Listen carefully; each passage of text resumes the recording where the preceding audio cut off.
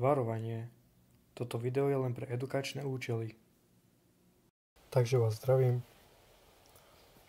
V tomto videu by som vám chcel ukázať, ako fungujú phishing emails a phishing links. Kto nevie, čo sú phishing emails a phishing links, je to niečo ako keby ako navnadiť ľudí na to, aby vám proste dali svoje osobné údaje, neviem, nejaké proste údaje, aby sa mohli prihlásiť na sociálne médiá, a ja vám ukážem, ako tieto návnady alebo linky urobiť, ako ich poslať, ako proste ich používať. Hej. Budeme potrebovať jednoduchý, by som povedal, subsystém, ktorý sa volá Kali Linux. Ja ho mám už nainštalovaný. Ak by ste chceli, môžem vám ukázať, ako ho nainštalovať. Je to veľmi jednoduché. Zadáte pár pokynov a proste toto nainštaluje. Hej. Teraz na to nemám čas, lebo sa nechcem proste zamotať do toho. Takže my sme asi išli na to. Hej. Otvoríme si Command Prompt Line. Stlačíme Windows R. Dáme tam CMD alebo CMD. Dobre. Tu napíšeme len Kali. Dobre, takže sme tu. Phishing emails, na to potrebujete nejaký repozitár z GitHubu. Takže na to, že aby sme proste ten repozitár mohli použiť, musíme sa tam nejako dostať. Hej. Takže dáme, že CD, to znamená, že change directory, alebo sa niekam premiestniť. A ja som zabudol, že ako sa to volá, som myslel, že The Fisher, áno. A musíme teraz pustiť ten repozitár, hej, takže spravíme ls, čo znamená list, aby nám nalistoval, čo v tom priečinku sa nachádza, čo tam je. A vidíme, že tu máme thefisher.sh. sh znamená bash. Je to bash. No a my si ho proste spustíme, napíšeme thefisher.sh. Predtým musíme napísať bash, aby sa to spustilo. Dáme enter. Dobre, tu máme veľa týchto proste vecí, na ktoré chcete ako keby používať. Máme tu Facebook, phishing, že môžeme mať niekoho Facebook, dostať jeho e-mail a heslo, Instagram, Google, Microsoft, Netflix, aj PayPal, dokonca Steam, všetko tu je, hej. Dobre. Skúsime si proste niečo jednoduché, čo všetci poznáme, Facebook. No, tu máme možnosť. Môžeme si vybrať tradičný login page, že proste tam uvidia normálne, čo uvidíte, keď sa chcete prihlásiť na Facebooku. To je nejaký voting poll, nejaký security login, že proste im to napíše, že niekto sa prihlásil cez váš účet tu, prosím prihláste sa, aby ste potvrdili, že ste to vy, také niečo. A tu máme, že na Messenger, že chcete niekomu proste hacknúť len Messenger, tak mu pošlete toto. My si proste vyberieme tradičnú voľbu. No, toto sú servery. Localhost je len pre vás, ako keby localhost, že to budete mať na vlastný IP adrese. Nikto iný sa na to nemôže dostať, na tú fake web stránku, kde chcete dostávať tie prihlasovacie údaje. To je proste len pre vás na test, alebo keď chcete to testovať, tak to môžete používať na vašej IP adrese, kde si to proste prezriete. Máme tu Cloudflare, to neviem, ako sa používa.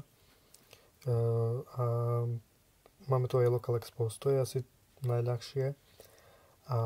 Ale môžete tam byť, že proste 15 minút niekomu pošlite link, ten druhý, proste, ktorému ten link posielate, musí hneď zareagovať za 15 minút.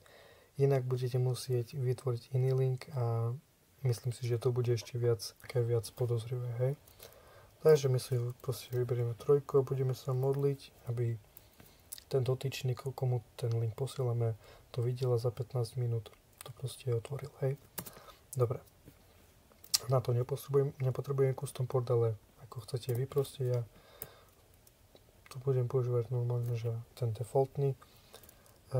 Nepotrebujem server region. A teraz to proste spúšťa, hej, ten server. Nepotrebujem maskovať, ale možno, neviem, keď chcete, môžeme povedať, že hej kámo, videl si toto video a môžeme proste napísať, že Facebook videos, neviem, .com. No a proste mu pošleme link, ktorý vyzerá, že tam môžu byť nejaké facebookové videá, tomu proste skopírujeme, hej. No. Teraz ide tá druhá fáza, toto sa volá, že social engineering, hej.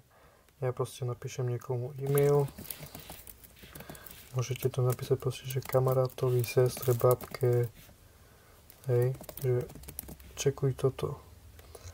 Dobre. Môžete napísať, že hej, kúkni to nové video, keď sme boli, neviem, na Šírave. Jožo ho dal na Facebook. Dobre, no a my proste môžeme dať ten link a stlačíme send.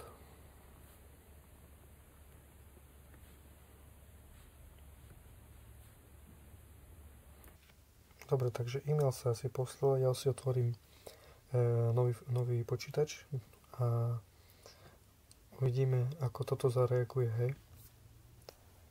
Dobre, takže tu už mám ten e-mail, mám ho teda v e-maili. Ten e-mail proste vyzerá normálne, že keby vám poslal kamarát, hej, si poviete, že Facebook, možno kliknem, hej. Kliknem a dáme, že visit. Vtedy si ten kamarát povie, že dobre, tak sa prihlasím cez Facebook, keď je to na Facebooku, že Raklo. Dáme, že neviem, mám Polák 3 .com, dáme, že proste neviem, Real Madrid, dáme, že login, hej. Pozrite teraz, čo sa tu stalo teraz. Hodil na reálnu stránku Facebooku, facebook.com, hej.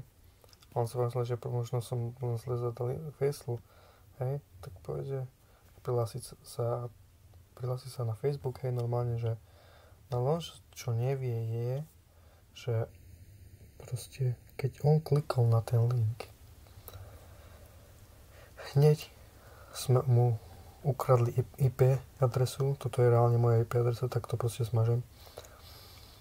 A hneď, čo napísal na tej klávesnici, sa mi uložilo do author ip.txt. Pamätáte si na ten e-mail, čo som dal a heslo. Všetko sa toto proste uložilo. Hej, takže takto proste máme phishing emails. Je to veľmi ľahké urobiť, veľmi ľahké proste nejako sa k tomu dostať. Viacej ťažšie je to, že proste tá interakcia s tými ľuďmi, že proste ako tých ľudí vlastne presvedčiť na to, aby klikli na ten link a potom dávať pozor na tie linky, ktoré dávať tam nejaké svoje osobné údaje, čo je proste veľmi ťažké. Neklikať na nič, ale myslím si, že je to aj veľmi nebezpečné, len linky, hej? Keby takže sa to dostalo do nejakých Kali Linux, ako si ho nastaviť, rúk a potom vám ukážeme, čo vieme, že už sa veľakrát stalo, repozitáre, ako si ich stiahnuť a čo tam ešte je, hej. Dobre, zatiaľ sa majte. Dovidenia.